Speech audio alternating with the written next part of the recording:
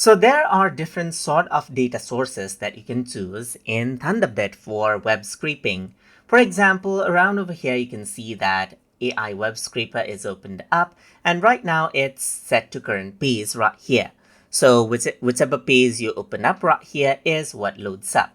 Apart from that, you can go ahead and paste out URL as well right here, or go ahead and import out a CSV or Excel file.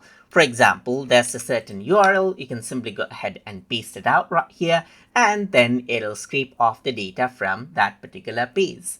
Apart from that, you can also go ahead and upload out file or image. You can even go ahead and upload out a screenshot or upload out a file. So let's just go ahead, for example, and select upload right here, and then go to tutorial right here and select out this file called computer item list and click on open right here. So once I do that, you can see that this is computer item list. So let me just go ahead and click on next. And then what happens is that you can go ahead and then utilize AI right here to go ahead and analyze the structure of the file, and it goes ahead and generates it out, as you can see right here.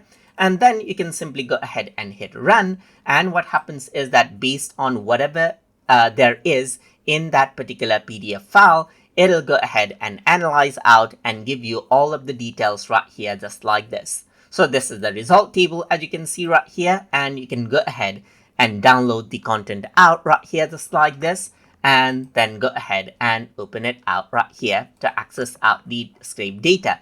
And that is basically how you can actually go ahead and then utilize different data sources like a URL or a page or even a file, a screenshot or a PDF file, as you can see right here, just like this in Thunderbit. So I hope you guys learn something as always. And as always, please like, comment, share, and subscribe